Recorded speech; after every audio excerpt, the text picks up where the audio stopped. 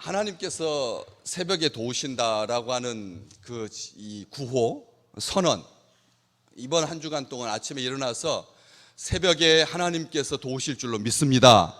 이렇게 선언하고 하루를 시작하면 이 선언이 우리의 삶의 방향이 되고 모토가 되고 우리의 견인차가 되어서 우리를 이끌어갑니다. 선언이라고 하는 것이 그렇게 중요한 거죠. 그냥 밍숭맹숭하게 하루를 시작하는 것과 이 기간 동안 우리에게 주신 말씀을 붙잡고 선언하면서 나가는 것, 이것은 큰 차이가 있습니다. 그래서 이 선언을 하는 것이 중요한데, 저 선언은 평안한 삶을 살 때 하는 말이 아니죠. 저 선언은 문제가 있을 때, 어려움에 봉착했을 때 하나님께서 도우신다, 이 도우신다라고 하는 말 자체가 그냥 아들이 잘 나갈 때, 행복하고 즐겁게 살 때, 아무것도 잃은 것이 없을 때는 사실은 저것은 우리에게 효용 가치가 없어 보이는 그런 표고 그런 선언일 수 있습니다. 따라서 이것은 철저하게 하나님께서 우리를 도와주신다, 어려움과 문제와 장애물 앞에서 도와주신다, 이런 표현인 거죠, 사실은. 그렇기 때문에 이 말씀 가지고 한 주간 살면서 첫째 날은 새벽에 하나님께서 도우신다라고 하는 말씀, 둘째 날은 이 여리고성을 하나님께서 새벽에 얻을 수 있도록 도와주셨는데, 여리고성은 이스라엘 백성들에게 아무런 해를 끼치지 않은 성이었습니다. 정복전쟁, 7년간의 가나안 땅을 정복하는 그 전쟁의 첫 번째 관문이었고, 이 전쟁은 하나님께 속한 전쟁이고 영적인 전쟁이기 때문에 반드시 이겨야 된다. 여기에서의 성패가 이스라엘 민족이 나아가야 할 모든 방향을 결정하는 전투였기 때문에 자기에게 원수가 아닌, 자기에게 피해를 하나도 입히지 않은, 그냥 돌아가면 되는, 싸워도 싸울 필요가 없는 전쟁이었는데 하나님께서 싸우라고 해서 싸운 전쟁이었거든요. 인생 살아가면서 그 전쟁, 우리가 일상적인 삶 속에서 전쟁을 치르지 아니하고 겪는 그런 인생 속에서 하나님께서 싸우라고 하시는 그 전쟁에서 승리했는데, 이 두 번째 보는 이 전투는 다윗과 함께 했던 사람들이 모든 것들을 다 빼앗고, 이 아말렉이라고 하는 사람들, 다윗과 그의 사람들이 성읍에 이르렀을 때 이때가 언제였냐면, 다윗이 그의 사람들과 함께 블레셋 방백들의 반대 때문에 자기가 망명했던 가드 지역의 왕 아기스와 함께 전투에 참여했을 때 방백들의 반대로 회군한 상황, 블레셋에 가서 거기에서 사울을 피해가지고 도망했던 그런 상황에서 전투에 참여하지 못하고 아벡에서 돌아왔을 때 이런 일이 벌어졌다는 것이죠. 자기 전투도 아니고 자기를 보호해준 가드 지역의 왕 아기스를 돕고자 그를 침공한 다른 나라를 싸우기 위해서 전쟁에 나갔는데, 방백들이 뭐라고 했냐면, 지금 편안할 때는 우리 편이지만 혹시라도 전쟁에 나갔다가 다윗과 그의 용사들이 저쪽 편에 붙은다면 오히려 우리에게 큰 피해를 입게 되니까 이 전쟁에 참여할 수 없습니다. 방백들이 반대하여서 아기스는 다윗을 하나님의 전령같이 선한 사람으로 여기고 항상 함께 했는데, 이번 상황은 우리 방백들이 싫어하니까, 염려하니까 돌아가시라고 이렇게 말해가지고 돌아오던 중에 이런 일이 발생했다는 거죠. 다른 사람을 돕고자, 다른 사람을 힘의 보탬이 되고자 했는데, 그것을 받는 사람들이 싫어해서 돌아오는 그 길에 이 아말렉이라고 하는 사람들에게 온 그의 성읍들 사람들이 불타고 자기들의 아내와 자녀들이 사로잡혔다. 이런 상황에서 백성들이 오히려 너무나 자녀들이 사로잡히고 이런 모든 것들이 불타서 허망한 가운데 억울해서 다윗을 돌로 치려고 했습니다. 그럴 때 다윗이 크게 다급했지만 그의 하나님 여호와를 힘입어서 용기를 얻고 이 아말렉을 치려고 전쟁에 나가고자 제사장에게 하나님께서 이 전쟁을 어떻게 생각하는지 묻고 전쟁을 시작한 전쟁이었습니다. 다시 말하면 이것은 타당한 전쟁이었고 피해를 입었기 때문에 원수를 갚고 자기가 빼앗겼던 것들을 되찾고자 하는 전쟁이었다는 거죠. 우리는 자기에게 직접적인 연관이 없는 전쟁에 대해서는 하나님의 명령도 한 걸음 비켜나가서 듣기 쉽습니다. 자기가 직접 피해를 당하지 않으면 자기가 먼저 하나님께 칠까요 말까요 묻지 않는다는 거죠. 억울해서 기도하지 않는다는 것입니다. 자기가 어려움에 처해야지만 하나님 앞에 기도하는 성향, 그게 본성인 거죠. 다윗을 원망하고 다윗을 돌로 쳐서 죽이겠다고. 다윗과 함께한 백성이었는데, 다윗의 사람들이었는데 내적으로 이런 요동치는 그런 일이 발생했고 하나님 앞에 기도했을 때 하나님께서 대답하십니다. 그를 쫓아가라. 내가 반드시 따라잡고 도로 찾으리라. 이번 전쟁에서는 가서 죽여라, 진멸하라, 하나도 남기지 마라 하지 않습니다. 도로 찾을 것이다 라고 말합니다. 하나님께서 이 전쟁에 역사하시고 도와주시는 방식을 보십시오. 하나님께서 이 전쟁에서는, 그러니까 구약의 모든 전쟁은 하나님께서 너무 잔혹해서 이 신약 시대를 살고 있는 우리 믿음의 식구들도 야, 어떻게 어린아이들까지 다 죽이라고 하나. 그 어른들이 나쁜 거지 자녀들이 무슨 죄가 있다고 자녀들까지 싹 금은 동철은 다 하나님께 바치고 전리품 하나 없이 이런 전쟁을 치르라고 하시나. 영적인 전쟁은 죄의 씨앗도 남겨서는 안 된다는 말씀입니다. 심리적으로 봤을 때 이 미소년들, 어린아이들, 젖먹이들, 가난한 그 아이들까지 죽인다라고 하는 것은 이게 도무지 용납이 안 될 것 같지만 죄와 묶여있는, 죄와 연관이 있는 이런 것들은 사소한 것, 아무것도 아닌 것 같고 심지어는 아까워서 어쨌습니까? 이 사무엘상 15장에 보면 사울이 아말렉을 하나님께서 진멸하라고 하셨거든요. 왜? 이 아말렉이라고 하는 족속이 이집트에서 나올 때 이스라엘 백성들을 괴롭혔습니다. 하나님을 대적했습니다. 그래서 하나님께서 치라고 하셨거든요. 하나도 남기지 말라고 그랬습니다. 그런데 어떻게 했습니까? 사울은 진멸하지 아니하였습니다. 좋은 것들은 빼돌렸습니다. 아까운 것들은 감춰뒀습니다. 그리고 심지어는 갈멜에다가 아말렉을 쳐서 부쉈다고 기념비를 세우고자 했습니다. 사무엘에게 사울은 엄중하게 경고했죠.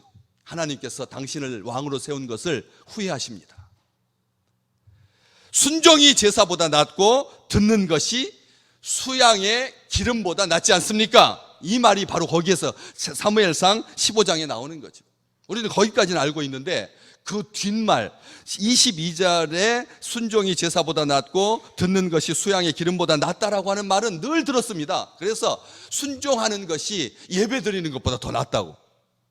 예배보다 먼저 하나님의 말씀에 순종하라고. 이걸 설교로 누누이 들어왔는데 23절이 더 중요합니다. 이는 거역하는 것이 점치는 죄와 같고, 하나님 앞에 거역하는 것, 하나님의 말씀을 안 듣는 것이 점치는 죄와 같다. 점치는 죄와 같고, 완고한 것이, 완악한 것이, 말을 듣지 않는 것이 사신, 죽은 신인, 우상에게 절하는 죄와 같다. 우상 앞에다가 사신이라고 딱 못 박아놨습니다. 하나도 우리를 도울 수 없는 악한 우상에게 절하는 죄와 같다. 죄는 남김이 없어야 합니다.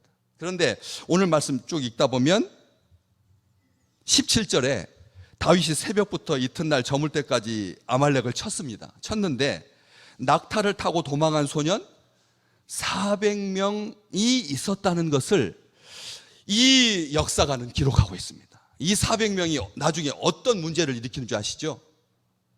페르시아 시대 때 아하수에로 왕의 큰 세력을 얻었던 하만이라고 하는 사람이 바로 아각 사람 하만입니다. 아각은 아멜렉의 왕, 아멜렉의 왕을 아각이라고 하거든요. 왕 직책이 아각입니다.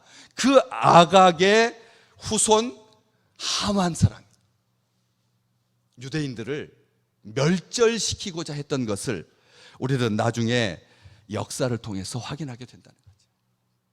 다른 것들에 대해서, 자기 자신에 대해서 단호한 것, 사람들은 자랑스러워합니다. 그렇게 까탈스러우십니까? 제 성격이 제 스스로가 저 스스로를 이렇게 벽에다가 붙이듯이 자기 자신에게 절제한다라고 하는 것을 자랑하고, 이게 다른 우리 성도님들한테 말할 때 그냥 머리털 하나 빈틈이 없이 이렇게 서가지고 다 성직자 셔츠 입고 평상시에도 이렇게 근무하는 것이 나중에 자기 자랑이 되는 경우가 있더라고.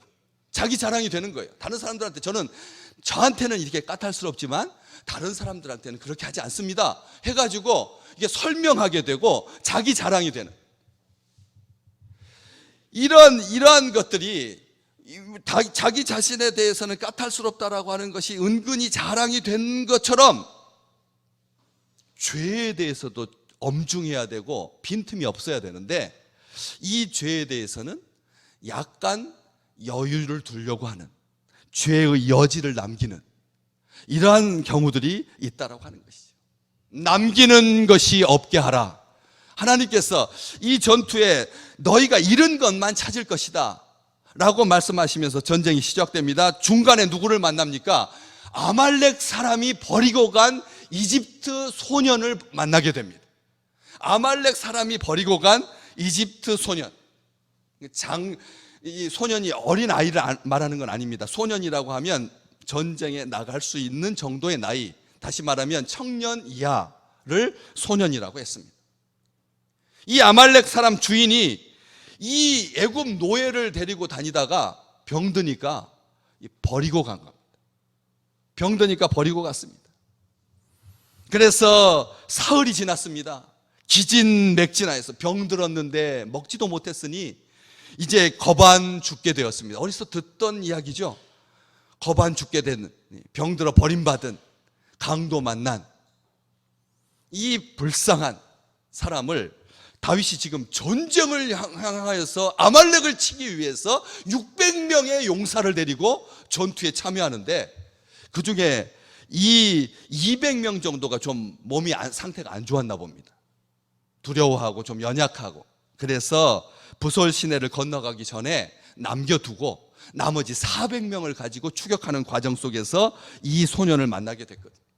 그래서 소년에게 먹을 것을 주고 잘 보살펴서 회복시킨 다음에 다윗이 그에게 묻죠. 너는 어디에, 누구에게 속했고 어디에서 왔느냐 했더니, 자기는 애굽 사람이고 아말렉 사람의 종이었는데 그 주인이 자기가 병드니까 버리고 도망갔습니다.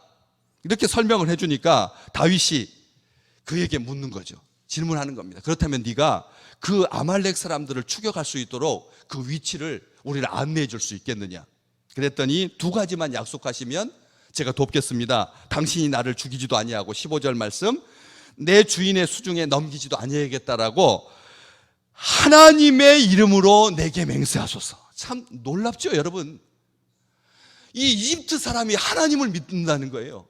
이집트 사람이 하나님을 믿었다는 거예요. 애굽 사람은 이 지금도 콥틱이라고 하는 기독교의 한 종파로 지금도 하나님을 믿고 있는 그 종파가 이집트 사람들에게 있거든요. 지금 있습니다. 오히려 전통적인 이스라엘보다 더 오래전에 잘 믿었던 하나님의 백성들이 있습니다. 우리 이집트의 성지순례 가면 그 콥틱 교회를 방문합니다. 콥틱 교회, 지금은 이집트에 방문을 못하지만 콥틱 교회에 방문해 보시면 하나님께서 그 거반 죽게 된, 병들어서 쓸모없게 된, 주인이 버리고 간 그 사람이 하나님의 이름으로 저에게 맹세해 주십시오. 그러면 제가 당신을 그 군대로 인도하겠습니다.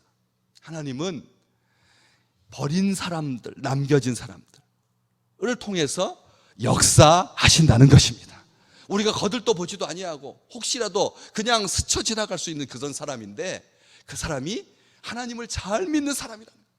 그를 통해서 도움을 받게 하신다는 거예요. 다윗이 400명의 용사와 함께 전투에 참여하는 전쟁인데, 하나님이 마음에 합한 자라고 여겼던 자인데, 그 전쟁에 자기 힘만, 자기 의지만, 하나님의 그 응답만, 하나님의 허락만 받고 나가는 것이 아니라 그 주중에 하나님의 도움의 손길은 작은 것, 보잘것없는 것, 아무것도 아닌 것을 통해서 하나님께서 그 전쟁에 승리할 수 있도록, 도로 찾을 수 있도록, 회복할 수 있도록 인도하고 계시다는 거죠.